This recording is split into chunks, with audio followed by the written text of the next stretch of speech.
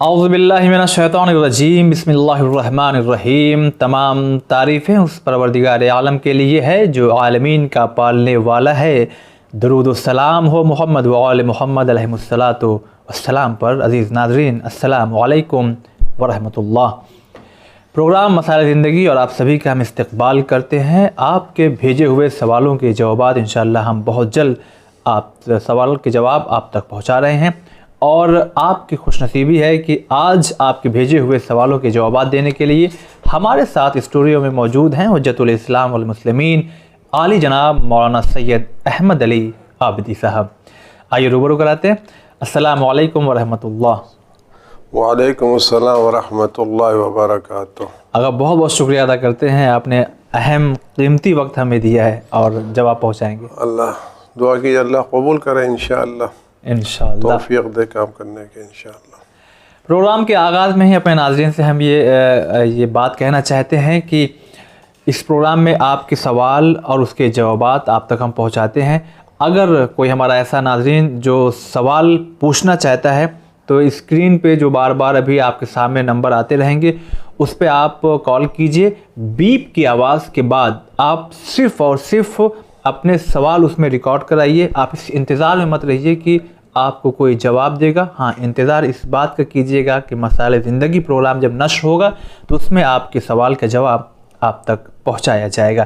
آئیے شروع کرتے ہیں سوالوں کا سفر، دیکھتے ہیں کہ پہلا سوال کس شہر سے ہے۔ میرا نام اقتدار حیدر ہے، میں یو پی نوئیڈا سے بول رہا ہوں۔ میرا سوال یہ ہے کہ آدم اور حوا کے اولاد ہوئی، ہم لوگوں کی جو آگے جنریشن ہے وہ کیسے چلی، اس کے بارے میں مجھے پتہ نہیں ہے۔ وہ میں جاننا چاہتا ہوں کہ آدم و حوا کے 2 بیٹے ہوئے تھے جس میں سے ایک کا انتقال ہو گیا تھا، لیکن ہم لوگ اس کے علاوہ کسی اور عورت کے آنے کا کوئی بھی کہیں پہ کوئی حدیث ہم نے سنی نہیں ہے۔ تو میں یہ جاننا چاہتا ہوں ہم لوگوں کی جو آل ہے وہ آگے اور کیسے چلی۔ اور دوسرا سوال یہ بولنا تھا کہ کل مولانا صاحب نے ایک سوال کہا تھا، ایک سوال کا جواب دے رہے تھے، اس کے دوران انہوں نے کہا تھا کہ خدا جو ہے سندر کو بہت پسند کرتا ہے، خوبصورت کو بہت پسند کرتا ہے، لیکن سندرتا بھی دینا تو انسان کے ہاتھ میں نہیں، وہ بھی خدا کے ہاتھ میں ہے۔ تو سندر چیز اگر کسی کو اچھا بنانا، خوبصورت بنانا اگر ہے تو اس کو سندر بنانے کے لیے خدا ہی ذمہ دار ہے۔ تو میں صرف اس بات کا جواب دینا چاہتا ہوں جو کل مولانا صاحب نے اس بات کو واضح کیا، میں مولانا کا نام نہیں جانتا، یہ کل 27 تاریخ کی شام کو جو پروگرام آیا تھا اس میں یہ سوال کسی محترمہ نے سوال پوچھا تھا ماڈل کے اوپر، کوئی لڑکا ماڈلنگ کرنا چاہتا تھا، اس کے بعد انہوں نے یہ بولا تھا کہ خدا آپ ماڈلنگ کر سکتے ہیں لیکن نامحرم کے سامنے نہیں کر سکتے، انہوں نے اس کا جواب یہ دیا تھا۔ لیکن میں یہ جاننا چاہتا ہوں خدا جو ہے سندر کو پسند کرتا ہے تو خوبصورت بھی تو خدا ہی بناتا ہے، ذرا اس بات کو واضح کر دیجیے، یہ میرا کنفیوژن دور ہو جائے گا۔ شکریہ، مہربانی۔ جی، اگر پہلا سوال نوئیڈا سے ہے اور سوال کو ہم دہرانا نہیں چاہتے اس لیے کہ آواز بہت کلیئر ہے، آپ جواب دیں۔ بسم اللہ الرحمن الرحیم۔ ان کا جو سوال ہے خوبصورتی کے بارے میں، وہ آپ خوبصورتی کو کس عنوان سے دیکھنے کی کوشش کرتے ہیں؟ ویسے ان کا پہلا سوال تھا کہ ہماری نسل کہاں سے چلی، جی، اس کا جواب خدا بند عالم نے جناب آدم اور جناب کے دونوں بیٹوں کے لیے خدا بند عالم نے جنت سے عورت بھیجی تھی، اور ان عورتوں سے ان کی شادی ہوئی اور اس سے نسل چلی، یعنی یہ سگے بھائی بہنوں میں شادیاں نہیں ہوئی تھیں۔ جی جی، جس طرح خدا بند عالم نے جناب آدم اور جناب حوا کو جنت سے بھیجا، اسی طرح سے ان کے بیٹوں کے لیے بھی عورتیں ان کی زوجہ کو جنت سے بھیجا، اور اس سے ان دونوں کی نسلیں۔ یہ جو عورتیں ہیں وہ حابیل اور قابیل کے لیے نہیں بلکہ اس کے بعد والوں کے لیے؟ نہیں، حابیل کی اولاد ہوئی تھی نا۔ اچھا، ٹھیک ہے، ان سے تو چلے گی نا بھائی۔ اور دوسرا سوال جو خوبصورتی، دوسرا مزہ زیادہ خوبصورتی کا سوال ہے، آپ خوبصورتی کس عنوان سے دیکھنا چاہتے ہیں اور بدصورتی کس عنوان سے دیکھنا چاہتے ہیں؟ آپ جس کو نہایت بشکل سمجھ رہے ہیں، آپ اس کی ماں سے پوچھو کتنا حسین ہے وہ۔ واہ۔ تو جب ماں باپ کے نزدیک وہ بچہ جس کو آپ نہایت بشکل سمجھتے ہیں وہ آپ کے نزدیک سب سے حسین ہوتا ہے، تو جب ماں باپ کے نزدیک حسین ہے تو خدا بند عالم جس نے پیدا کیا اس کے نزدیک کتنا حسین ہوگا. سبحان اللہ. یہ تو خوبصورتی اور بدصورتی کا معیار ہم نے قرار دیا. آپ نگاہ پروردگار سے دیکھیں تو ہر آدمی حسین ہے. بے شک. سبحان اللہ. تو اس میں کوئی بدشکل نہیں ہے، ہر آدمی حسین ہے. اور میدان قیامت میں خدا بند عالم کسی کی صورت کے بارے میں نہیں پوچھے گا، اس کی سیرت کے بارے میں پوچھا ہے. صورت خدا بناتا ہے، سیرت انسان اپنے اختیار سے بناتا ہے، اور یہی کام آئے گا. اور یہی کام آئے گا. چلیے بہت شکریہ، بہت ہی بہتر جواب ناظرین آپ تک پہنچا ہے. آئیے لیتے ہیں دوسرا سوال. ہیلو، السلام علیکم. میں ممرا سے بول رہی ہوں. کیا حیض کی نماز قضا ہوں گی؟ وہ حیض میں جو نماز آئیں گی اس کو قضا نماز پڑھنا ضروری ہے؟ اور اگر ہے تو میں 50 سال کی ہو گئی تو ابھی اتنی نماز قضا ہوئی تو میں کیا کروں؟ کس طرح سے وہ قضا نماز کروں؟ خدا حافظ. جی اگر یہ ممرہ سے ہے، اگر حیض کی حالت میں جو نماز قضا ہوئی ہے تو کیسے پڑھ سکتے ہیں کہ نہیں؟ اور اگر 50 سال کی عمر ہو چکی ہے؟ اصل میں جو نمازیں عورتوں کے حیض میں یا نفاس میں قضا ہوتی ہیں ان نمازوں کی قضا نہیں ہے. جی ان نمازوں کی قضا نہیں ہے. خدا نے ان نمازوں کی قضا نہیں رکھی ہے، ان کو تو پڑھنا ہی نہیں چاہیے. وہ خدا نے نمازیں معاف کر دی ہیں. جی بہت شکریہ. اگلا سوال لیتے ہیں. ہلو، السلام علیکم. آغا میرا یہ مسئلہ یہ ہے کہ میری بچی جو ہے وہ 3 سال کی تھی جب، تو وہ بہت زیادہ بے انتہا بیمار ہوئی تھی. اس کو کچھ کڈنی سے ریلیٹڈ پرابلم تھی. تو خیر بہرحال اس کا ایک بار ڈائلیسس ہوا اور وہ بچی جو ہے وہ اب مطلب بہتر ہے، ٹھیک ٹھاک ہے. تو آقا میرا کیا ہے کہ میں بس اللہ سے اپنی بچی کے لیے تو دعا چاہتی ہوں کہ آپ دعا کریں. دوسری بات یہ ہے کہ میری بچی جیسی بھی ہے میں اس کے لیے بہت زیادہ کیئرفل ہوں اور چاہتی ہوں کہ میری بچی ہر طرح سے صحیح رہے. اور میں ہر نماز میں اللہ کا شکر یہ بھیجتی ہوں کہ میری بچی جو ہے خدا نے مجھے جیسی بھی بچی نوازی ہے وہ میری اولاد ہے اور بہت میں شکر گزار ہوں اس کی. میں ہر نماز میں شکر ادا کرتی ہوں اللہ کا. تو اچھا دوسری بات یہ ہے آغا کہ میری بچی جو ہے کیونکہ وہ بہت زیادہ بیمار ہے اس لیے اس کے باپ نے مطلب میرا جو شوہر ہے انہوں نے اس بچی کو چھوڑ دیا ہے بالکل. اور لوگ ان سے کہتے بھی ہیں کہ تم نے بھائی کیوں چھوڑا، کیا مسئلہ ہے؟ تو وہ کہتے یہی ہیں کہ بھائی بچی اتنی بیمار ہے، مجھے اس کی کوئی مطلب زندہ رہنے کی امید نہیں ہے، خدا نہ کرے، تو میں اس لیے اسے نہیں دیکھتا ہوں. ایون وہ بچی ICU میں تھی، اس کے بعد جو انہوں نے اسے دیکھنا چھوڑا ہے تو آج تک اسے 7 سال کی ہے وہ، اسے بالکل انہیں معلوم ہی نہیں کہ وہ کہاں ہے، کیا کر رہی ہے، کیسے کھا رہی ہے، کیا خرچ ہو رہا ہے، کچھ نہیں معلوم انہیں. تو میں یہ پوچھنا چاہتی ہوں کہ ایسے لوگ اگر وہ اپنے آپ کو حسینی کہتے ہیں اور حسین کے چاہنے والے کہتے ہیں تو ان کا عمل کہاں تک مطلب قابل قبول ہے ان کا عمل کہ وہ مطلب سید الشہداء کی. جی آواز بالکل کلیئر ہے، جواب دیجیے. یہ زیادہ ان کے بچے کی بیماری کا تعلق ہے، اس کے دعا کرتے ہیں خدا بحق محمد اور آل احمد ان کے بچے کو طول عمر عطا کرے، صحت عطا کرے، بلند اقبال کرے، اس کی قسمت کو اچھا قرار دے. اور جہاں تک ان کے شوہر کا تعلق ہے تو ظاہر سی بات ہے کہ وہ سنگ دل ہیں اور ان کے دل میں اگر اپنے بچے کی محبت نہیں تو دوسروں کی محبت کیا ہوگی. مسئلہ بچی کے ساتھ نہیں ہے، افسوس ان پر ہے کہ جو شخص اپنی بچی پر، اپنی اولاد پر رحم نہیں کرتا وہ خدا سے رحم کی امید کس طرح سے کر سکتا ہے. واقعی بچی کے دن تو گزر جائیں گے لیکن جب میدان قیامت میں ان کو اللہ کے رحم کی ضرورت پڑے گی تو کوئی بھی ان پر رحم کرنے والا نہیں ہوگا. ان کا کے لیے ضروری ہے کہ اپنی حرکتوں سے باز آئیں اور بچی سے محبت کریں، خدا کا شکر ادا کریں اور اپنے گھر کو قاعدے سے سنبھال کے رکھیں. اور جس سے شادی کی ہے، جس گھر میں ہے، اس کی ذمہ داری محبت کرنا بھی ان سے فرض ہے، ورنہ جو دوسروں پر رحم نہیں کرتا اس پر بھی کوئی رحم نہیں کرے گا. جی ناظرین، تو ابھی آپ نے آغا کا مشورہ سنا. واقعی ایسے کئی گھروں کی حالت ہو سکتی ہے، تو پلیز اپنے بچیوں کو، اپنے وائف کو سنبھالیے، ان سے محبت کیجیے. اگلا سوال لیتے ہیں. السلام علیکم، میں دہلی سے بول رہی ہوں. میرا ایک مسئلہ یہ ہے، مطلب میرا نہیں، سوسائٹی میں یہ آج کل یہ دیکھا جا رہا ہے کہ 2 شادیوں پر لوگ جو ہیں وہ زیادہ مطلب ڈیپینڈ ہیں اور ایک نہیں سنبھل پاتی ہے جو دوسری کر لیتے ہیں. تو اور اگر ان سے یہ سوال کیا جائے کہ آپ مطلب 2 شادیاں کیوں، تو وہ رسول کی ایک دلیل دیتے ہیں کہ یہ نبی کی سنت ہے اور 4 شادیاں جائز ہیں. تو وہ نبی تھے، انہوں نے، ایک تو میرا یہ سوال ہے کہ کن سچویشنز میں انہوں نے 4 شادیاں مطلب جائز تھیں، اور یہ بات بالکل مطلب اس کو کوئی شک ہے ہی نہیں کہ ان کا جو بھی وہ کام کرتے تھے، جو بھی خدا کی طرف سے ان پر وحی آتی تھی اور وہ تھا. لیکن آج موجودہ زمانے میں جو 2 شادیاں شوقیہ بھی لوگ کرتے ہیں، اگر کسی اور سوسائٹی کی مطلب غیر مسلم سے کر رہے ہیں تو یہ کہتے ہیں کہ بھئی یہ ہمارے لیے ثواب کا کام ہے کہ ہم نے ایک کو مسلم کیا. اور دوسری طرف یہ ہے کہ پہلی بیوی جو ہے نہ تو اس کا کوئی حق، نہ اس سے جو اولاد ہے اس کا کوئی حق دیا جا رہا ہے.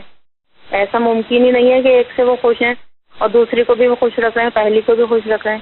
تو مطلب کہنے کا یہ ہے کہ 2 شادیاں کن سچویشنز میں کی جا سکتی ہیں، یا پہلی بیوی کو وہ کس وجہ سے مطلب ناحق کیا جاتا ہے، یا کیا یہ سب ہے. اور اس کے ساتھ نماز بھی ہو رہی ہے، روزہ بھی ہو رہا ہے، اور سارے کام ہو رہے ہیں، مجلسوں میں جایا جا رہا ہے. تو یہ سب کہاں تک جائز ہے دوسری شادی کا اس طرح کرنا، اور پہلی بیوی اور اس سے جو اولاد ہے اس کو ناحق کر کے دوسری سے شادی کرنا، اور یہ سارے مسئلے ہیں. اور پھر رسول کی دلیل دی جاتی ہے، معاذ اللہ توبہ، وہ بہت زیادہ مطلب پاک اور صاف انسان، اور ان کا جو عمل ہے وہ بہت زیادہ، کوئی اس سے سوال ہو ہی نہیں سکتا.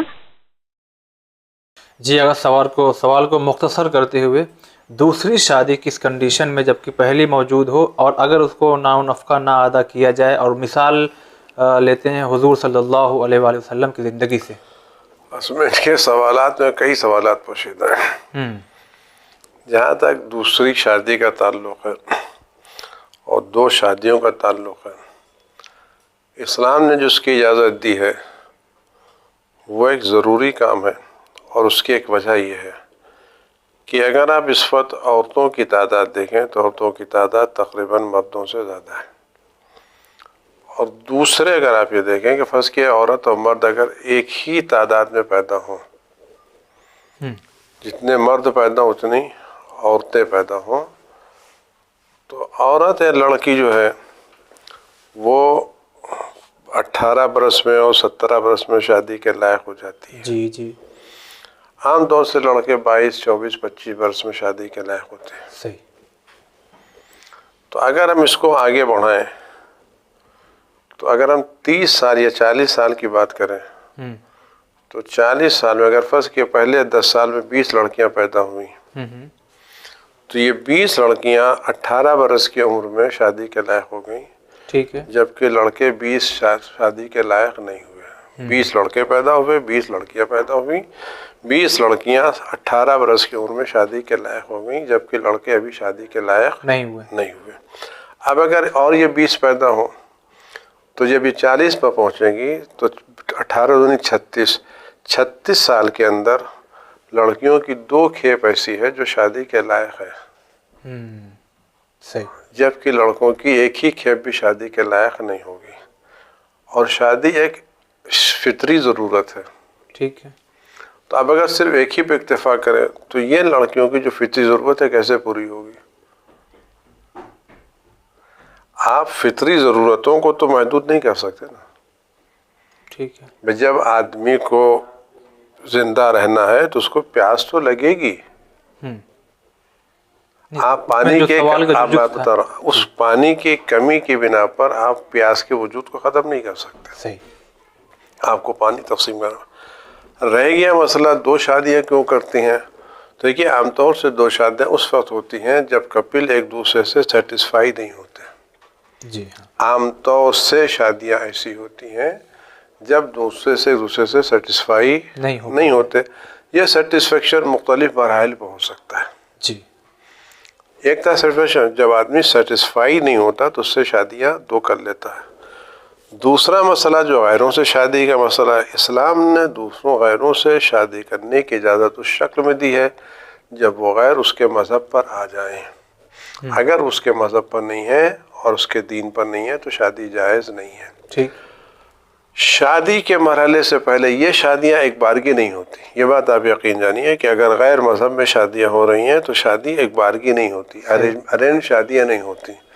یہ شادیاں مقدمات طے کرنے کے بعد ہوتی ہیں. ان مقدمات کے جائز ہونے کی کوئی شکل و صورت نہیں ہے. صحیح. کیونکہ جب تک ان دونوں کا نکاح نہ ہو یہ دونوں ایک دوسرے کے لیے قاعدے سے بالکل نامحرم ہیں. ان کو ایک دوسرے پر نظر ڈالنا بھی حرام ہے اور محبت کی زبان میں بات کرنا بھی حرام ہے, بات سننا بھی حرام ہے. جی. اس میں کوئی آفس کے کوئی قائد نہیں ہے کہ صاحب نہیں. حرام ہے, بالکل مطلق حرام ہے اور یہ کام کرنا پڑے گا. البتہ اگر شادی ہو جائے اور آدمی شادی کر لے تو اس کو پہلی بیوی کے پورے حقوق ادا کرنا چاہیے. اس کا نفقہ واجب ہے, اس کے ساتھ رات بسر کرنا واجب ہے, اس کی اولاد کا پورا خرچہ واجب ہے. یہاں تک کہ اگر پہلی بیوی دولت مند بھی ہو, ثروت مند بھی ہو, اس کے میکے والے بہت زیادہ پیسے والے بھی ہوں, تب بھی شوہر کی ذمہ داری ہے اس کا پورا خرچہ دینا, اس کے گھر مکان کا خیال رکھنا, اور جو اس کی اولاد ہے اس اولاد کا اول سے لے کے آخر تک سارا خرچہ اس پر واجب ہے. جی. اگر اگر کوئی شخص یہ خرچہ نہیں دے رہا ہے تو خداوند عالم کی بارگاہ میں گناہگار ہے اور اپنی بیوی کا مقروض ہے. جب بھی حالات ٹھیک ہوں تو بیوی کا یہ مقروض کو یہ قرض ادا کرنا پڑے گا. جی. تو اگر کسی کو شادی کا شوق ہے تو پہلی کا خیال رکھے, ان کے جذبات کا خیال رکھے, ان کی فطری ضرورتوں کا خیال رکھے, اور اس کی اولاد کا باقاعدہ سے خیال رکھے. اس کو شکایت کا کوئی بھی موقع نہیں دینا چاہیے. جی. اگر بہت شکریہ ادا کرتے ہیں. اب اگلا سوال لیتے ہیں. السلام علیکم, میرا نام ظہر علی ہے اور میں دہلی سے بلانگ کرتا ہوں. میرا کوشچن یہ پوچھنا تھا, جیسے کوئی والد کے اوپر کچھ الٹے سیدھے ہم بولتے ہیں تو یہ بولنا غلط ہے یا نہیں, جبکہ والد کی غلطی کیوں نہ ہو اس پوزیشن کے اندر.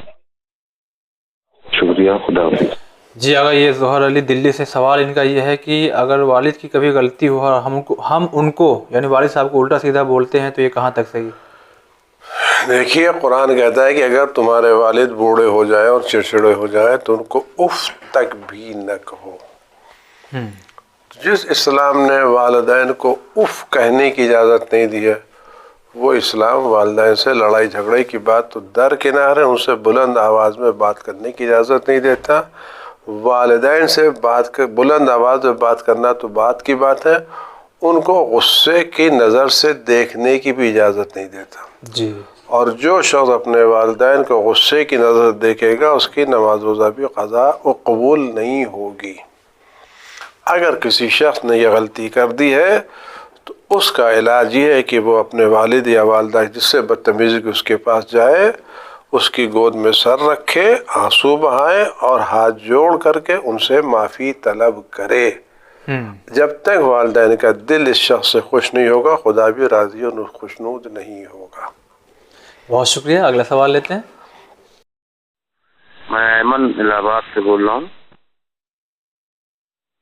اور سوال یہ ہے مولانا کہ قمر زنی اور زنجیر زنی کے لیے کئی بار مسئلے آئے آپ کے چینل پہ اور لوگوں نے سوالات پوچھے مگر اس سوال کا صحیح جواب ابھی تک نہیں دیا. اور بلڈ ڈونیشن دینے کی بات کرتے ہیں, عاشورہ کو ہم بلڈ ڈونیٹ کر دیتے ہیں, اور زنجیر زنی اور قمر زنی ہم نہیں کرتے. زنجیر زنی اور قمر زنی کرنے والے کتنے افراد ہوتے ہیں؟ چند لاکھوں میں 150. زنجیر زنی اور قمر زنی کے ہی پیچھے کیوں پڑے ہوئے ہیں؟ ایک ڈونیشن دینا ہے تو آپ دے دیجیے, ڈونیٹ کر دیجیے بلڈ, جتنا بھی کیا کرتی.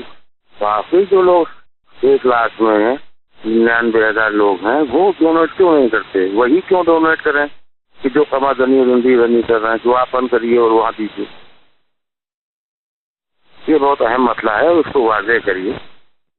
جی. اگر ایمن صاحب الہ آباد سے سوال ان کا یہ ہے کہ زنجیر زنی قمر زنی جو لوگ کرتے ہیں انہیں پہ وہ کہا جاتا ہے کہ آپ بلڈ ڈونیٹ کر دیجئے, تو جبکہ جو چاروں طرف لوگ ماتم کرتے ہوئے ہاتھ سے ہوتے ہیں وہ ان کی تعداد زیادہ ہے. حالانکہ انہوں نے مشورہ دیا، کچھ آپ سے بھی چاہتے یہ ہیں. بات ان کی بہت صحیح ہے کہ جو لوگ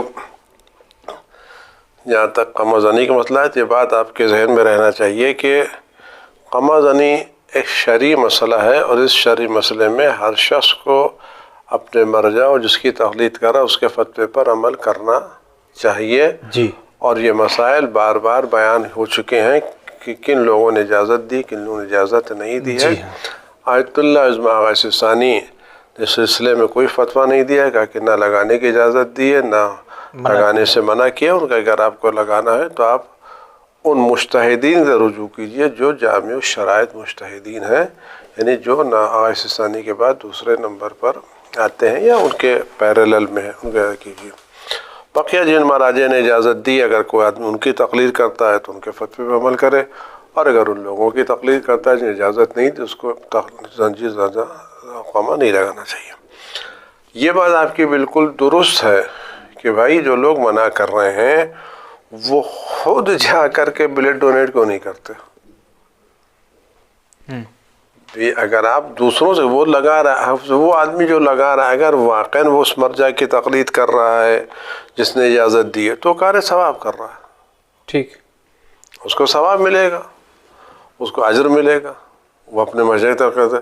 تو جس کام کو کسی کے مرجع نے جائز قرار دیا ہے ہم اس کو روکنے والے کون ہوتے ہیں؟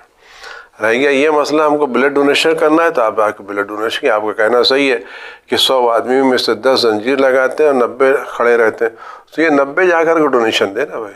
صحیح. اور جو لوگ بعد خود آگے بڑھے، یہ کہا ہے کہ نہیں سارا کام انہیں کو کرنا ہے. آپ ان کو زنجیر روک کر کے ڈونیشن کیوں کرا رہے ہیں؟ آپ خود جا کے ڈونیٹ کیجئے. جی. اور یہ ڈونیشن عاشور کے سال بھر آپ کرتے رہیے، لوگوں کو خون ڈونیٹ کرتے رہیے، اچھا کام ہے. جی بہت شکریہ. اگلا سوال لیتے ہیں ناظرین، دیکھتے ہیں کہاں سے ہے. ہلو السلام علیکم، میں علی گڑھ میں رہتا ہوں، میرا نام حسن ہے. میرا کوشچن یہ ہے کہ حضرت علی علیہ السلام کے بیٹے امام حسن علیہ السلام اور امام حسین علیہ السلام 14 معصومین میں آتے ہیں تو حضرت عباس علمدار کیوں نہیں آتے؟ جی اگر یہ حسن صاحب علی گڑھ سے، ان کا سوال یہ ہے کہ 14 معصومین علیہ السلام میں امام حسن امام حسین علیہ السلام آتے ہیں تو حضرت عباس علیہ السلام کیوں نہیں آتے؟ بھائی جس نے 14 رکھا اللہ سے پوچھئے، اللہ نے 15 نہیں رکھا نا بھائی. جی. آپ ایک مدد 14 بھی کہہ رہے ہیں تو 14 میں نہیں آئیں گے نا، یہ تو 15 میں ہوں گے نا بھائی. جی تو یہ خدا نے معین کیا. معین ہوا کیا ہے. یہ آپ کہتے ہیں 14 کہہ رہے ہیں تو خدا بند عالم 14 کون ہے؟ 12 امام اور ایک رسول خدا جناب زہرا. جی ہاں. تو اگر ہم اپنے ابو الفضل عباس السلام کو شامل کرنا چاہے تو کسی ایک کو کم کریں تو کیا ہمیں اجازت حق ہے کسی کو کم کرنے کا؟ نہیں. جی لہذا خدا نے معین کیا ہے. آگا کا بہت اچھا جواب. اگلا سوال لیتے ہیں ہم. محمد اکبر رضوی بلرام پور سے بول رہے ہیں، اور سوال ہے کہ تیسرا سلام جو کیا جاتا ہے نماز میں وہ کس کو کیا جاتا ہے؟ محمد اکبر رضوی بلرام پور، سلام جو تیسرا سلام تشہد کے بعد کس کو کرتے ہیں؟ السلام علیکم وہ ان فرشتوں کو کیا جاتا ہے جو ہماری نماز لینے کے لیے آتے ہیں. الحمدللہ. اگلا سوال. السلام علیکم، میں علی شاکر آبدی بول رہا ہوں بجنور سے. میرا سوال یہ ہے کہ اگر کسی شخص کے پاس کربلا معلیٰ کا کفن موجود ہے یا ہم ہندوستانی ہیں تو آیا اس شخص کے انتقال کے بعد اس کو ہندوستان کا بھی کفن دینا ضروری ہے یا نہیں؟ وعلیکم السلام ورحمۃ اللہ وبرکاتہ. علی شاکر صاحب بجنور سے، کفن لوگ کربلا سے لاتے ہیں تو ہندوستان میں کوئی انسان انتقال کر گیا تو اسے اس کفن کے علاوہ ہندوستان کا بھی کفن دیا جائے گا؟ اگر کربلا کا وہ کفن اتنا ہے جو پورا مکمل کفن ہے، اس میں چادر ہے، ازار ہے، سب چیزیں ہیں، تو اس کو پھر دوسرے کفن دینے کی ضرورت نہیں ہے. لیکن عام طور سے جو کفن کربلا سے آتا ہے اس میں ساری چیزیں نہیں ہوتی، ایک آدھ چادر وغیرہ اس کے اندر ہوتی ہے، باقی ساری جزیات اس کے اندر. اگر پورا مکمل کفن ہے تو اس کو دوسرا کفن دینے کی ضرورت نہیں ہے. چلیے ناظرین اگلا سوال لیتے ہیں. السلام علیکم، ہم جلندھر سٹی سے بول رہے ہیں. جی سر، یہ ہے کہ ہم کاروبار کرتے ہیں، ذریعے کا کام ہے، تو اس میں اگر جیسے ہمیں کبھی پیسے نہیں ملتے ہیں اور اگر ہم کسی کے سامنے والے جھوٹ بول دیتے ہیں کہ ہمیں پیسے نہیں ملے ہیں تو آپ اس کا ہمیں سوال بتائیے. السلام علیکم. جی ذریعے کا کام کرتے ہیں اور اکثر کبھی کبھی کہتے ہیں کہ ہمیں جھوٹ بولنا پڑتا ہے سامنے والے سے کہ ابھی ہمارے پاس پیسے نہیں ملے، تو وہ آپ مشورہ چاہتے ہیں؟ جھوٹ بولنا حرام ہے بھائی، اور کیا. اور جھوٹ بول کے آپ کو برکت بھی نہیں ہوگی. آپ سچ بولیے اور کیا, انشاءاللہ برکت ہوگی. برکت ہوگی, یقیناً برکت ہوگی. گناہ میں برکت نہیں, یقین جانیے. اور روایت میں ہے کہ کسی سے پوچھا گیا معصوم سے کہ مومن چوری کر سکتا ہے, کہ چوری کر سکتا ہے لیکن مومن جھوٹ نہیں بول سکتا. اتنا زیادہ یہ شدید گناہ. ہاں, اس لیے کہ قرآن کہتا ہے کہ جھوٹ وہ بولتے ہیں جو اللہ پر ایمان نہیں رکھتے. سبحان اللہ. تو اب مومن کو, خاص کر اہل بیت کے چاہنے والوں کو, کسی بھی شکل میں جھوٹ نہیں بولنا چاہیے. سچ بولیے, اللہ برکت دے گا انشاءاللہ. اگلا سوال لیتے ہیں. السلام علیکم, میں سید معصوم حسین, میں فرم آباد ساسارام بہار سے بول رہا ہوں. میرا کوشچن یہ ہے کہ جو مسجدوں میں اور امباڑوں میں جو لائٹ جو لگائی جاتی ہے, وہ لائٹ کا کنیکشن اگر مسجد کے اندر میں نہیں ہے تو کیا اس کے اندر میں ہماری نماز جائز ہے؟ جو ہم نماز پڑھ رہے ہیں وہ نماز صحیح ہے یا اس کے لیے کوئی مرجع کا فتویٰ ہے؟ عام طور پہ یہ سمجھ میں آتا ہے, سننے میں آتا ہے, لوگ کہہ دیتے ہیں کہ ہاں ہمارے ہندوستان میں جو ہے وہ لائٹ جو ہے مسجد میں لگا کر کے یوز کر سکتے ہیں. کیا یہ کافی حد تک جائز ہے؟ آغا معصوم حسین صاحب بہار سے, کہ ان کے علاقے میں کوئی ایسی مسجد ہوگی کہ جس میں جو لائٹس جو اس میں استعمال ہو رہی ہیں وہ مسجد کے ذریعے کنیکشن سے نہیں ہے, وہ باہر سے انہوں نے لے لیا ہے. شاید ہمارے آپ کی زبان میں جو کٹیا بولتے ہیں شاید, تو کیا ہے فتویٰ اس کے بارے میں؟ دیکھیے, اسلام نے غیر قانونی کام کی اجازت نہیں دی ہے. آپ غیر قانونی کام نہ کریں. البتہ یہ نماز جو بجلی جلتی ہے یہ نماز کے اجزاء میں شامل نہیں ہے. نماز قبول ہوگی پڑھنے والے کی. نماز صحیح, جو جلا رہا ہے وہ کام غلط کر رہا ہے. اور بہت زیادہ کسی کو احساس ہے تو اس پنکھے کے نیچے نہ پڑھے, اور کیا. جی بہت بہت شکریہ ادا کرتے ہیں. اگلا سوال لیتے ہیں. جی السلام علیکم, میں اشفاق مہدی بول رہا ہوں رشی کیش اتراکھنڈ سے. میرا کوشچن یہ ہے کہ اگر اسلام میں گانا سننا اور موویز دیکھنا حرام ہے تو انٹرٹینمنٹ کے لیے ہمیں کیا کرنا چاہیے؟ شکریہ. اشفاق صاحب اتراکھنڈ سے, جب میوزک گانا وغیرہ سننا حرام ہے تو انٹرٹینمنٹ کے لیے ہم کیا کریں؟ شراب پینا حرام ہے تو آدمی پانی پیے نا. انٹرٹینمنٹ قرآن پڑھے, دعائیں پڑھے, نوحے سنے, مرثیے سنے, قصیدے سنے, بہت انٹرٹینمنٹ کہتے ہیں. لیکن اب ظاہر بات ہے کہ وہ زبان جو مرچیوں کے عادی ہو جائے اس کو سادہ کھانا اچھا نہیں لگتا. تو جب ہماری روح مستقل میوزک سے انٹرٹینمنٹ لینے کی عادی ہو گئی ہے تو اس کو قرآن لانے میں وقت لگے گا. بے شک بے شک. اپنے گھروں کو قرآنی آیتوں سے, دعاؤں سے, نوحوں سے, مرثیوں سے منور رکھیے اور اس سے برکت ہوگی. اہل بیت اور قرآن کا نام آئے گا تو اس سے برکتیں ہوں گی, آپ کی روح بھی پاکیزہ ہوگی, ذہن بھی پاکیزہ ہوگا, گھر بھی بلاؤں سے محفوظ رہے گا. اگر اس میں معافی چاہیں تو جوڑتے ہوئے, اس لفظ سے لوگ اس میں استعمال لیتے ہیں کہ مزے کے لیے, تو نوحہ قصیدہ یہ مرثیہ میں کیسے مزہ ہے؟ مزہ تو اگر دیکھا جائے میننگ کے حساب سے, مسئلہ یہ ہے کہ مزہ تو ٹھیک ہے, ظاہر بات ہے کہ آپ کو آدمی کو نمازوں میں مزہ آتا ہے, دعا قرآن پڑھنے میں مزہ آتا ہے, اور یہ مزہ اچھا ہے. جی بہت شکریہ. لیکن ہم اپنی روح کو اتنا پاکیزہ بنائیں کہ ہمیں مزہ اطاعت میں آئے, گناہ میں نہیں آئے. الحمدللہ, سبحان اللہ. اگلا سوال ناظرین لیتے ہیں. السلام علیکم, میں محمد حسین قصبہ نوتا ضلع سہارنپور سے بول رہا ہوں. ماشاءاللہ بہت خوشی ہے, آپ کے چینل دیکھ رہا ہوں میں, مجھے بہت اچھا لگتا ہے اور اس سے کافی علم حاصل ہو رہا ہے. میرا سوال یہ ہے کہ کیا ہم کسی اہل سنت کے ساتھ نماز پڑھ سکتے ہیں, اور اگر پڑھ سکتے ہیں تو اس کا کیا طریقہ ہے؟ اور بس یہی میرا سوال ہے. خدا حافظ. اگر سوال یہ ہے کہ ہم اہل سنت کے ساتھ نماز پڑھ سکتے ہیں, اگر پڑھ سکتے ہیں تو طریقہ کیا ہے؟ ہم اہل سنت کے ساتھ نماز پڑھ سکتے ہیں, جماعت میں شریک ہو سکتے ہیں, لیکن چونکہ ہمارے کے یہاں فقہ اثنا عشری میں, فقہ جعفری میں پیش نماز کے من جملہ شرائط میں اثنا عشری ہونا بھی شامل ہے, اس بنا پر ہم ان کے ساتھ جماعت میں شریک ہو, نماز اپنی پڑھیں. بہت شکریہ ادا کرتے ہیں. اگلا سوال لیتے ہیں ناظرین. السلام علیکم, میں حضور الحسن دہلی سے بول رہا ہوں, اور مولانا صاحب اور زید صاحب کو بہت بہت السلام علیکم. میں آپ کا دن چینل کا بہت ہی زیادہ جو ہے وہ کو پسند کرتا ہوں اور خدا سے دعا کرتا ہوں کہ اس میں اور ترقی ملے آپ لوگوں کو اور قوم کو اور آگے لے جانے میں آپ کے اس مقصد کو کامیابی عطا ہو. مولانا صاحب سے میرا یہ سوال یہ ہے کہ مولانا صاحب ہم 4 بھائی ہیں اور ہمارے والد صاحب کا انتقال ہو چکا ہے اور میں اپنے والد کی قضا نمازوں کو پڑھنا چاہتا ہوں, لیکن ہم نے یہ سنا ہے کہ قضا نماز جو ہے جس کا فرض ہے وہ سب سے بڑے بیٹے پر ہے. کیا ایسا ہو سکتا ہے کہ میں اپنے بھائی کی جگہ میں اپنے والد کی قضا نمازوں کو پڑھ سکوں؟ پلیز جواب دیں. شکریہ. ضرور صاحب, بہت بہت شکریہ ادا کرتے ہیں آپ کا. آپ ہمیں اپنی دعاؤں میں یاد رکھیے. انشاءاللہ یہ خدمت کا سفر جاری رہے گا, آپ لوگوں کے لیے پیش کرتے رہیں گے. ان کا جو سوال تھا, 4 بھائی ہیں, ظاہر سی بات سوال سے معلوم ہو رہا ہے کہ یہ چھوٹے ہیں, تو یہ اپنے والد صاحب کی قضا نمازیں پڑھنا چاہتے ہیں. اگر تو کیا پڑھ سکتے ہیں؟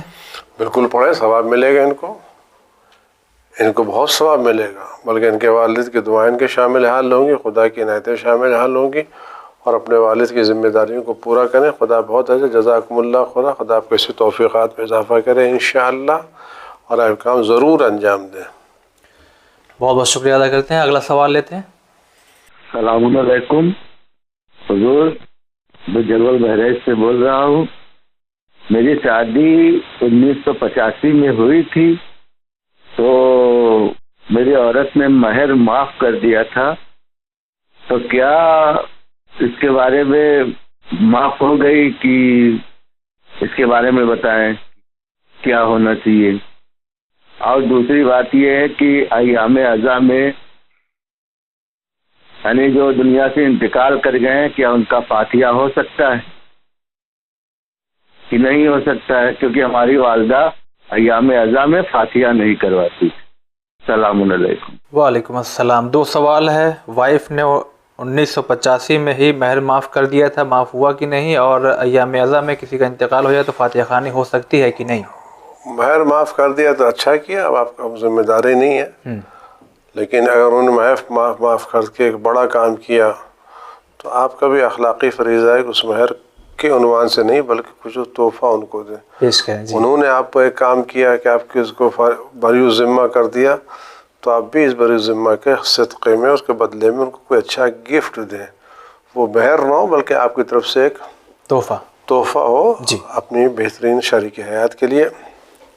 اور دوسرا سوال ان کا جو ہے دوسرا سوال ان کا یہ تھا کہ فاتحہ خوانی ہمارے کیا زیادہ فاتحہ خوانی کا تعلق ہے, تو رسم و رواج کے اندر چونکہ ائمہ معصومین علیہ السلام کا غم ہم لوگوں کے غم پر فوقیت رکھتا ہے, اس بنا پر ہمارے کیا کہتا ہے دستور یہ ہے اور طریقہ یہ رہی ہے کہ ہم امام حسین کے فاتحے سے پہلے یعنی 12 محرم سے پہلے کسی کا فاتحہ نہیں کرتے, اور امام حسین کے چہلوم سے پہلے کسی کا چہلوم نہیں کرتے. یہ محبت اور عقیدت کا تقاضا ہے. جی بہت شکریہ. اگلا سوال ناظرین. ہلو, السلام علیکم ورحمۃ اللہ وبرکاتہ. میرے کوئی سوال نہیں ہے, میں وظیفہ پوچھنا چاہتا ہوں. مولانا صاحب سے وظیفہ پوچھنا چاہتا ہوں. مولانا صاحب سے ریکویسٹ ہے کوئی ایسا وظیفہ بتائے کہ زندگی میں ایک بار امام زمانہ کا زیارت ہو جائے. مہربانی, شکریہ. اگر کوئی ایسا وظیفہ, کوئی ایسی دعا بتائیے کہ زندگی میں ہی امام زمانہ علیہ السلام کی زیارت ہو جائے. دعا کیجیے, روزانہ آپ دعائے عہد پڑھا کیجیے اور خدا بند عالم کی بارگاہ میں گر گڑا کر کے دعا مانگیے تاکہ خدا آپ کو امام زمانہ علیہ السلام کی زیارت نصیب کرے. اور یہ ان کے اختیار پر ہے اور آپ کی تڑپ کے اوپر ہے. جتنی آپ کی تڑپ بڑھے گی اور واقعاً آپ کا دل اور آپ کی نیتیں سچی ہوں گی تو وہ کریم امام آپ کو محروم نہیں رکھے گا انشاءاللہ. انشاءاللہ. اگلا سوال ناظرین لیتے ہیں. ہلو, السلام علیکم. میں چندرا پٹن ہاسن ڈسٹرکٹ کرناٹک سے ہوں. میرا نام ہے سجاد علی. میرا سوال یہ ہے کہ سائنس میں ہے کہ بندر سے انسان بنے اور اسلام میں ہے کہ آدم سے انسان بنے. یہ دونوں میں سے کیا صحیح ہے, میں جاننا چاہتا ہوں. شکریہ. سجاد علی کرناٹک سے. سائنس کے حساب سے دیکھا جائے تھیوری تو بندر کے ذریعے جو پھر انسان بنا ہے, اور قرآن اگر احادیث کے ذریعے دیکھا جائے تو حضرت آدم علیہ السلام کے ذریعے یہ سلسلہ آگے بڑھا؟ دیکھیے ایک زیادہ کہ سائنس میں خود یہ تھیوری قابل قبول نہیں ہے، خالی تھیوری ہے، اور یہ بات سائنس میں کہ جب تک کوئی تھیوری پریکٹیکل کی منزل تک نہ آ جائے اس وقت تک وہ پرفیکٹ نہیں ہوتی. ٹھیک. تھیوری اپنی آپ پر تھیوری ہوتی ہے، وہ صحیح بھی ہوتی ہے، غلط بھی ہوتی ہے. بالکل. آج تک اس ڈارون کی تھیوری کو کسی نے پریکٹیکل کر کے دکھایا نہیں ہے. یہ ایک احتمال ہے، جبکہ قرآن جو کہتا ہے وہ بات یقینی طور پر کہہ رہا ہے. قرآن جناب آدم علیہ السلام کی خلقت کو یقینی طور پر بیان کر رہا ہے، اور یہ ڈارون کی تھیوری ایک تھیوری ہے جس کا کوئی ثبوت نہیں، اور آج کے سائنسدانوں نے اس تھیوری کو خود بخود انکار کر دیا ہے، اور خود ڈارون بھی خداوند عالم کے وجود کا قائل تھا. اچھا چلیے بہت شکریہ. اگلا سوال لیتے ہیں ناظرین. السلام علیکم مولانا جاوید بھائی. السلام علیکم. میں یہ پوچھنا چاہتی ہوں کہ لوگ بولتے ہیں کہ ہم زیارت پہ جاتے ہیں تو اپنا مولا عباس کی جو زیارت پہ ہم جاتے ہیں اور امام رضا کی زیارت پہ ہم جاتے ہیں تو اس کو ہاتھ لگا کے زیارت نہ کرے، دور سے زیارت کرے. یہ عورت لوگ کے لیے بولا جاتا. پھر آدمی عورت سبھی جا کے وہاں پہ زیارت کرتے ہیں، ہاتھ لگا کے چومتے ہیں. تو یہ کیا مطلب اس کا مجھے آنسر چاہیے کہ یہ صحیح ہے کہ غلط ہے کہ ہم مولا عباس کی زیارت پہ جائے، امام رضا کی زیارت پہ جائے تو ہم ہاتھ لگا کے چوم نہیں سکتے، اور بی فاطمہ زہرا اور بی ام کلثوم یہ لوگ کی جو زیارت پہ جائے تو آدمی لوگ ہاتھ لگا کے نہ چومے، ایسا بولتے ہیں لوگ. تو یہ کیا صحیح ہے؟ اس کا جواب مجھے دے دیجیے. آپ کو بہت بہت شکریہ، اور چینل وین کا بہت بہت. ہم بھی آپ کا بہت بہت شکریہ ادا کرتے ہیں. زیارت پہ لوگ جاتے ہیں مرد عورت، تو ان کے سوال کے مطابق عورتوں سے کہا جاتا ہے کہ آپ معصومین علیہ السلام کی ذریع کو مس نہ کریں، اور مردوں سے کہا جاتا ہے کہ مقدس خاتون کی جو ذریع ہے تو اس کو مس نہ کریں. یہ کہاں تک صحیح ہے؟ میرے خیال جو لوگ زیارت پر جاتے ہیں وہ آنکھ نہیں رکھتے، نہ آنکھ رکھتے ہیں نہ عقل رکھتے ہیں. کچھ لوگ ہاں جو لوگ اعتراض کرتے ہیں ان کو کچھ بھی نہیں ہے. اس لیے کہ آپ نجف پہ جائیے، کربلا جائیے، کہیں بھی جائیے، وہاں باقاعدہ زری میں آدھی زری عورتوں کے لیے مخصوص قرار دی گئی ہے. واہ جی واقعی یہ سب ہندوستانی خرافات ہیں. اور جناب زہرا سلام اللہ تو زری نہیں تھا، آپ کو چومیں گی کہاں سے؟ معصوم قم سلام اللہ علیہ وہاں بھی معصوم قم کی ذریعہ وہاں بھی وہاں باقاعدہ مہاراجے کھڑے ہو کر کے اس پہ دعا مانگتے ہیں، جالی کو پکڑ کر کے باقاعدہ گڑگڑا کر کے دعا مانگتے ہیں، دعا کر کے. چلیے بہت شکریہ. واقعی ہندوستان کی کچھ رسم و رواج کے سلسلے سے ایسی چیزیں اسلام سے آ کر کے مل گئی ہیں جس کی وجہ سے کبھی جس کا اسلام سے کوئی تعلق نہیں، خالی یہاں کے خرافات ہیں. جی اگلا سوال لیتے ہیں، دیکھتے ہیں کہاں سے. میں لیاقت امروی بول رہا ہوں. ابھی قبلہ آغا نے فرمایا کہ گرم پانی سورج سے گرم ہوا نہ ہو. اگر دبئی یا بیرون ملک جیسے سعودی عرب وغیرہ جاتے ہیں وہاں تو اس قدر گرمی ہوتی ہے کہ حد سے زیادہ پانی اور توا ہوا ہوتا ہے، تو اس سے تو وضو کر سکتے ہیں. جی اگر لیاقت امروہا سے بول رہے ہیں. دیکھیے وہ پانی جو سورج سے گرم ہوتا ہے روایتوں میں اس سے پانی کے استعمال کو مکروہ قرار دیا گیا ہے. اس کی وجہ ہے کہ اس سے اسکن ڈیزیز ہوتی ہیں. جی جی چمڑے پہ بیماریاں پیدا ہوتی ہیں. وہ مکروہ قرار دیا گیا ہے اسکن ڈیزیز کے، لیکن جہاں پر کوئی چارہ نہیں ہے آپ اس کو استعمال کر سکتے ہیں. اور دبئی وغیرہ میں بھی لوگ رہتے ہیں وہ اس طرح کام کرتے ہیں کہ وہ خود گھر کے اندر ایک دوسری ٹنکی لگا لیتے ہیں تاکہ جو پانی اوپر سے آتا ہے وہ گھر کے اندر ٹنکی میں ٹھنڈا ہو جاتا ہے اور پھر اس کو استعمال کرتے ہیں. اچھا طریقہ یہ ہے. اگلا سوال لیتے ہیں. جی میں سید فرحان چھپرا سے بول رہا ہوں اور میں وین چینل 6 مہینے سے دیکھ رہا ہوں اور مجھے اس کے سارے پروگرام بہت ہی اچھے لگتے ہیں اور میں اس کے اور ترقی کی دعا کرتا ہوں انشاءاللہ. اور میرا سوال یہ ہے کہ کیا ہم ماہ محرم میں یا جو 40 کا مہینہ ہے یہ دونوں مہینوں میں ملا کے جو ہم لوگ کم سے کم 2 مہینہ 8 دن فرش اعضاء جو بچھاتے ہیں مختلف جگہوں پہ جو محتم ہوتے ہیں یا مجلسیں ہوتی ہیں، کیا اس 2 مہینہ 8 دن کے پیریڈ میں یا اس درمیان میں ہم کوئی نئی چیز خرید سکتے ہیں جیسے کہ کپڑا؟ مان لیجیے کہ جاڑے کا دن ہے، ابھی جاڑے سے پہلے شروع ہو گیا، اب مارکیٹ میں اب کپڑے آ رہے ہیں تو کیا ہم اس بیچ میں کپڑا خرید سکتے ہیں؟ اگر اس کی حاجت نہیں ہے لیکن مطلب کہ اگر خرید لوں گا تو اچھا رہے گا. اور کیا نئی چیز جیسے کہ الیکٹرانک سامان کچھ ایسا کچھ خرید سکتا ہوں؟ شکریہ. ایام اعضا اور 1 محرم سے انہوں نے 8 ربیع الاول تک کی بات کی ہے. اس درمیان میں کوئی چیز وہ خرید سکتے ہیں، اور کہا کہ اگر ٹھنڈ کا موسم آ جائے اور ہم جوڑ دیتے ہیں چپل غائب ہو گئی. بس خریدنا ایک الگ چیز ہے، خوشی منانا الگ چیز ہے. وہ چیز جو ایام اعضا میں نہیں کرنا چاہیے وہ خوشی منانا ہے. ورنہ جو آدمی دال چاول خرید کے لائے گا نہیں لائے گا. کیوں نہیں لائے گا؟ تو کیا کرے گا؟ بھوکا رہے گا 2 مہینے 8 دن. بس وہی خوشی نہیں منانا چاہیے. خوشی نہیں منانا چاہیے. جی بہت شکریہ. اگلا سوال لیتے ہیں. السلام علیکم، میں ندیم رضوی بہرائچ یو پی سے بول رہا ہوں. میرا سوال یہ ہے کہ آج کل سردیوں کے زمانے میں صبح کے وقت نماز کے بعد قرآن کی تلاوت کرنے کا دل ہوتا ہے، تو موبائل میں جو قرآن مجید ہے میرے پاس، کیا میں اس کو لیٹ کے تلاوت کر سکتا ہوں؟ اگر اس میں کوئی توہین قرآن پاک نہ ہو رہی ہو تو آپ مجھے برائے مہربانی ہدایت فرمائیں. شکریہ، السلام. ندیم صاحب بہرائچ سے، قرآن ان کے موبائل میں ہے تو کیا نماز کے بعد اکثر وہ تلاوت کرنا چاہیں تو لیٹ کے کوئی توہین تو نہیں؟ قرآن ناول نہیں ہے، اللہ کی کتاب ہے، اس کا احترام کیجیے. بے شک. اور اس کا احترام کیا تو خدا کا احترام کیا جاتا ہے. الحمدللہ. اگلا سوال ناظرین آپ کی خدمت میں پیش کرتے ہیں. میرا نام محمد سعید ہے، میں کلیان سے بول رہا ہوں، بامبے. میرا سوال یہ ہے کہ امام زین العابدین علیہ السلام کا اوریجنل نیم کیا ہے؟ کیا وہی ان کا اوریجنل نیم ہے، کیا اس کا کوئی اور نام ہے؟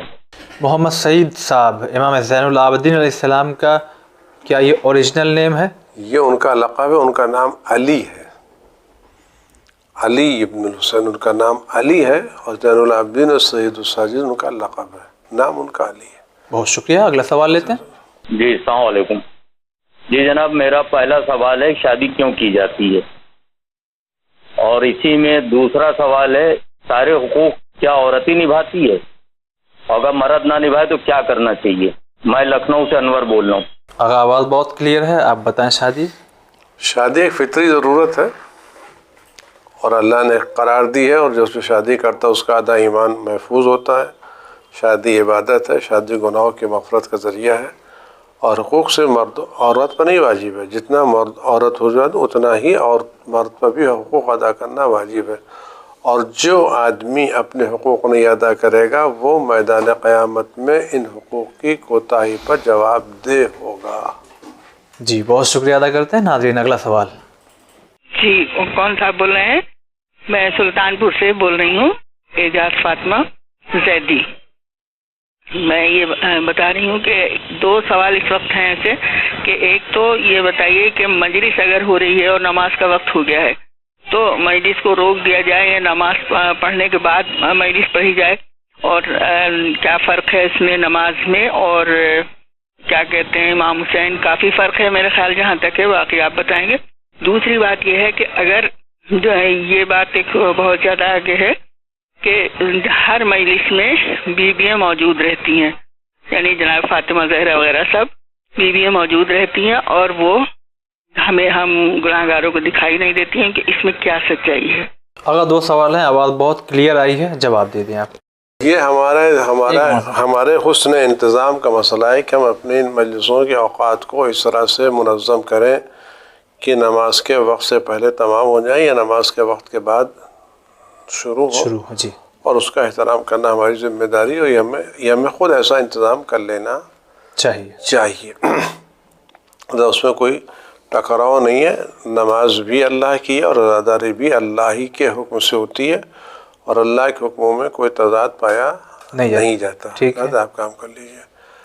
جہاں تک مسئلہ بیویوں کے آنے کا ہے تو یقیناً روایتوں میں اس بات کا تذکرہ کیا گیا ہے کہ ائمہ معصومین علیہ السلام اس طرح کی مجلسوں میں شرکت کی تمنا رکھتے ہیں اور آتے ہیں، لیکن ہمیں اپنی مجلسوں کو ایسا پاکیزہ بنانا چاہیے کہ معصومین کی شخصیتیں وہ آنے کے لائق ہو جائیں.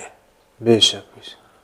ہمیں اپنے کو کیسے بنا دیں، ورنہ اگر ہماری مجلسوں میں بے پردگی ہے، بے حیائی ہے اور نہ معلوم کیا کیا ہے تو ہم کس طرح سے اپنے میں بلا رہے ہیں.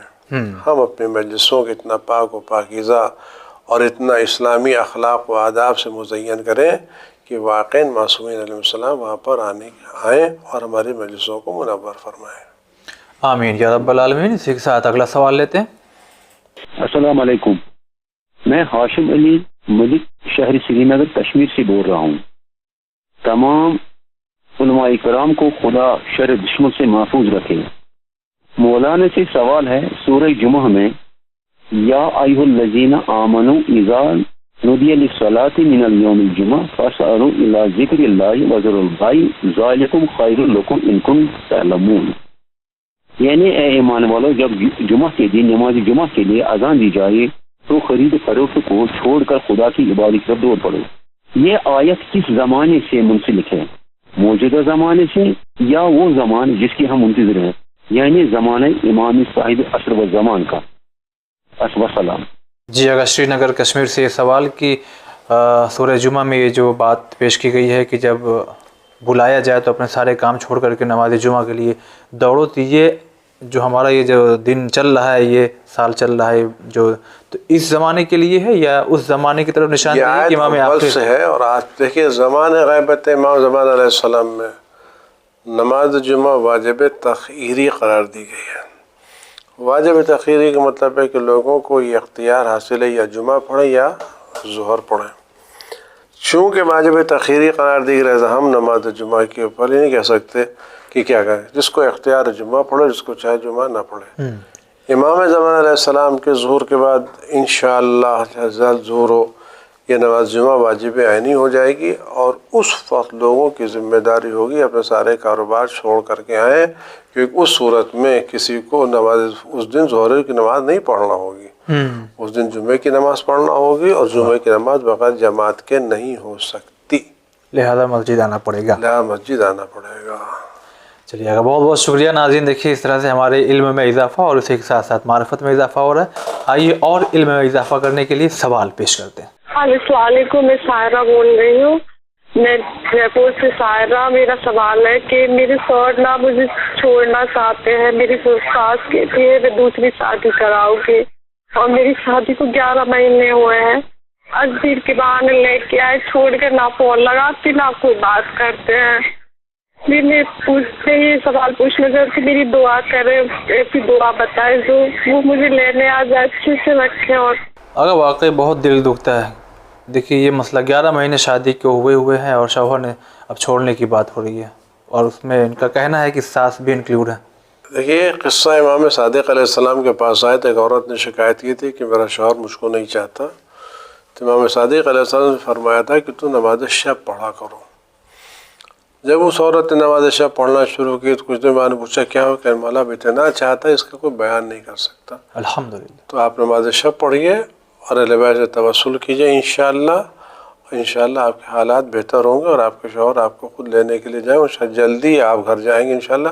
اور امید ہے کہ جس پر یہ سوالات کے جوابات آپ سن رہی ہوں آپ اپنے سسرال میں بیٹھ کر سن رہی ہوں انشاءاللہ. آمین یا رب العالمین. آئیے اگلا سوال لیتے ہیں. پرویز زیدی بول رہا ہوں. سوال جو ہے وہ یہ ہے کہ اہل بیت میں کون کون شامل ہیں. ایک ہمارے بھائی ہیں اہل سنت سے، ان کا سوال ہے. سلیم صاحب ہے جو سعودی عرب میں رہتے. جی اگر سوال یہ ہے کہ کسی اہل سنت بھائی نے ان سے سوال کیا کہ اہل بیت میں کون کون لوگ شامل ہیں. اہل بیت میں وہ لوگ شامل ہیں جو چادر کسا میں آئے تھے. وہ لوگ جو کسا میں آئے تھے، جو لوگ کسا میں آئے تھے، اس چادر تطہیر میں آئے تھے، وہ لوگ اہل بیت میں شامل ہیں. اور اس کے بعد بقیہ 9 امام.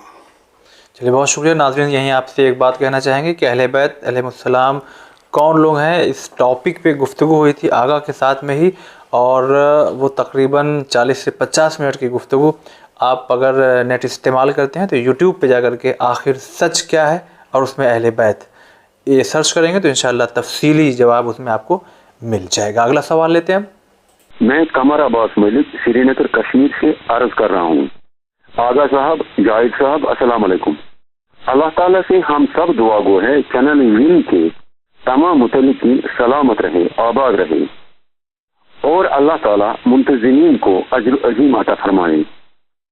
آغا سے سوال ہے کہ قرآن شریف کو کس زمانے خلافت میں جمع کیا گیا، کن صحابہ کرام نے جمع کیا؟ اور کاتبان وحی کون تھے؟ تفصیل سے جواب فرمائیے. شکریہ وسلام. جی کشمیر سے پھر سے سوال ہے، اور ان کا پہلا سوال یہ ہے کہ کس خلافت کے زمانے میں قرآن جمع کیا گیا، دوسرا کن اصحاب نے جمع کیا، تیسرا کاتب وحی کون ہے؟ دیکھیے قرآن تو پیغمبر اکرم صلی اللہ علیہ وسلم کی زندگی میں جمع ہو گیا تھا، اور اس کی دلیل حدیث ثقلین ہے کہ پیغمبر اکرم صلی اللہ علیہ وسلم میں تمہارے درمیان دو چیزیں چھوڑے جا رہا ہوں. ایک اللہ کی کتاب. کتاب کس کو کہتے ہیں؟ اگر کسی شخص نے کوئی مضمون لکھنے کے لیے کچھ یادداشتیں اکٹھا کی ہیں اور یہ یادداشتیں مکمل نہیں ہیں، منظم نہیں، تو ان کو یادداشت کہا جاتا ہے، کتاب نہیں کہا جاتا. صحیح بات. کتاب اسی وقت کہا جاتا ہے جب وہ باقاعدہ مقدمہ ہو جائے، باقی چیزیں ہو جائیں. تو یہ قرآن تو پیغمبر کے زمانے ہی میں مکمل ہو گیا تھا، اور پیغمبر جاتے جاتے قرآن کو مکمل کر کے گئے. ورنہ اگر قرآن کتاب کی شکل میں پیغمبر کے زمانے میں نہ ہوتا تو جس وقت پیغمبر صلی اللہ علیہ وسلم فرما رہے تھے میں کتاب خدا چھوڑ کے جا رہا ہوں، لوگ پوچھے پیغمبر وہ کتاب ہے کہاں جو آپ چھوڑ کے جا رہے ہیں؟ یعنی پہلے جمع ہو چکا تھا. تو جب پیغمبر کے زمانے میں جمع ہو چکا تھا تو واقعی کسی کے زمانے میں جمع کرنے کا کوئی مسئلہ ہی نہیں تھا. اور پھر وہ دو سوال بھی رد ہو رہے ہیں، وہ خود ہی ختم ہو جائیں گے. سوال کیا کہتے ہیں؟ جی بہت شکریہ ادا کرتے ہیں. اور ناظرین پھر سے یہیں پہ کہیں گے کہ یوٹیوب پہ آخر سچ کیا ہے قرآن، اس سلسلے سے بھی ایک تفصیلی سوال جو آپ نے کیا ہے، اس سلسلے سے تقریباً 30 سے 35 منٹ کا ایک پروگرام ہے جو نشر کیا گیا تھا، یوٹیوب پہ آپ جا کر کے دیکھ سکتے ہیں تفصیلی. اگلا سوال. جی میں حبیب حسین بول رہا ہوں پونا سے. آپ کا جو ون چینل ہے ہم روز دیکھتے ہیں، میں میرے امی اور میرے وائف اور پورے گھر والے سب دیکھتے ہیں، اور سب کو بڑا ہی پسند ہے آپ کا جو یہ ون چینل ہے. ماشاءاللہ بہت اچھا لگ رہا ہے. اس پر جو پروگرامس آ رہے ہیں مطلب وہ سب دیکھتے ہیں، سب گھر والے سب فیملی کے ساتھ بیٹھ کے دیکھتے ہیں. ہمیں بہت اچھا لگا، اور اللہ تعالیٰ آپ کو ہمیشہ ترقی دے کہ آپ ہمیں دکھاتے رہیں. اور ہمارا سوال ہے کہ ایکچولی میرے امی کا سوال ہے. میرے امی نے بولا تھا پوچھنے کو. سوال یہ ہے کہ کربلا کے بعد ذوالجناح اور ذوالفقار کہاں ہے؟ مطلب اس کے بعد وہ کہاں گئے؟ امام حسین کے بعد جب امام حسین شہید ہو گئے تو ذوالجناح اور ذوالفقار کہاں گئے؟ وہ ہے کہاں؟ مطلب کس کے ہاتھ ہے، کس کے پاس ہے؟ یہ پوری ڈیٹیلز، مطلب یہ پوری ڈیٹیلز سے ہم بھی بتا رہے تھے کہ اس کے بارے میں پوری ڈیٹیلز سے بتائیے گا آپ. جی اگر حبیب صاحب پونا سے ہے، اور آپ کا ہم بہت بہت شکریہ ادا کرتے ہیں، آپ کی محبتوں کا بہت بہت شکریہ. ذوالجناح اور ذوالفقار کہاں ہیں؟ ذوالفقار امام زمان علیہ السلام کے پاس ہے، اور ذوالجناح کا واقعہ کربلا کے بعد انتقال ہو گیا. جی اگلا سوال لیتے ہیں. السلام علیکم، میں عاشق حسین سری نگر کشمیر سے بول رہا ہوں. میں چینل ون کا ہر پروگرام ذوق و شوق سے دیکھتا ہوں. خدا سارے آگاہ حضرات کو جو چینل ون میں مختلف پروگرام و مجلسوں میں شرکت کرتے ہیں عمر دراز و عافیت عطا کریں. اور جاوید صاحب جو مسائل زندگی کے ہر ایپیسوڈ کو ہر دل عزیز بناتے ہیں، مولا ان کو دنیا و آخرت خیر و آباد کرے. آگاہ سے سوال ہے، کیا نماز پڑھتے یا قرآن پڑھتے سر پر ٹوپی رکھنا سنت ہے؟ خاص کر اگر نماز پڑھتے سر پر ٹوپی رکھی جائے تو کیا ثواب میں اضافہ ہوتا ہے؟ دوسرا سوال، کیا ایام اعضاء میں بھی کالے کپڑے پہن کر نماز پڑھنا مکروہ ہے؟ شکریہ وسلام. آغاز شری نگر کشمیر سے پھر سے سوال ہے، اور دو سوال ہے کہ نماز پڑھتے وقت اور قرآن کی تلاوت کرتے وقت ٹوپی پہننا ہمارے یہاں سے کوئی شرط نہیں، ہمارے یہاں کوئی ایسی شرط کوئی شرط نہیں. اور دوسرا سوال یہ کہ ایام اعضاء میں کالے کپڑے پہن کے نماز پڑھنا مکروہ ہے؟ نہیں. چلیے نہیں، بہت بہت شکریہ ادا کریں گے. اگلا سوال لیتے ہیں. السلام علیکم جی، ہم پنجاب سے بول رہے ہیں. ہمیں یہ جاننا ہے کہ امام حسین کتنے بھائی تھے، اور کیا ان کے بھائی کچھ ایسے بھی تھے جو کربلا میں نہیں تھے؟ اور ہمیں امام حسین کے بھائی کے جتنے بھی ہیں ان کے نام بتا دیجیے. شکریہ، خدا حافظ. پنجاب سے کہ امام حسین علیہ السلام کے کتنے بھائی تھے اور کربلا میں کتنے نہیں تھے، نام جاننا چاہتے ہیں. امام حسین علیہ السلام کے جو بھائی تھے کہ امام حسن علیہ السلام کے سگے بھائی تھے. جناب ابو الفضل عباس اور ان کے 3 بھائی 4 بھائی یہ، اور ایک جناب محمد حنفیہ. امام حسین علیہ السلام اور جناب الفضل علیہ السلام ان کے 4 بھائی کربلا میں شہید ہو گئے. اور جناب محمد حنفیہ کو امام حسین مدینے میں اپنا جانشین اور اپنا وصی بنا کر کے گئے تھے. اس بنا پر وہ میدان کربلا میں نہیں ہے، کیونکہ امام حسین ان کو میدان مدینے میں معین کر کے گئے تھے اپنی طرف سے. جی بہت بہت شکریہ ادا کرتے ہیں. ناظرین اسی کے ساتھ اب اگلا سوال لیتے ہیں. السلام علیکم، میں اڑیسہ سے آرا خان بول رہی ہوں. مولانا صاحب، میں یہ جاننا چاہتی ہوں کہ میں پہلے ایک غیر مسلم تھی، لیکن ابھی میری شادی ہوئی ہے. میرے شوہر مسلمان ہیں، باقاعدہ ہم نے نکاح پڑھایا، ایمان کو قبول کیا. میں نے 5 ٹائم نماز پڑھتی ہوں، اور ابھی بھی میں پڑھنا سیکھ رہی ہوں، جیسے کلام پاک پڑھ پاؤں، اور درود فاتحہ بھی میں نے سیکھ لیا ہے. لیکن جماعت میں کچھ لوگ ایسے بولتے ہیں کہ میرے ہاتھوں سے فاتحہ نہیں ہوگا، نہ ہی میرا نماز قبول ہوگا. کیا یہ صحیح ہے؟ پلیز آپ اس کا آنسر دیجیے. السلام علیکم. آرا خان اڑیسہ سے، بڑا عجیب سوال. یہ غیر مذہب سے اس طرف آئی ہیں، اور ان کا کچھ لوگ یہ کہتے ہیں کہ آپ کے ذریعے جو فاتحہ خوانی ہو رہی ہے وہ قبول نہیں ہے، آپ کی نماز قبول نہیں.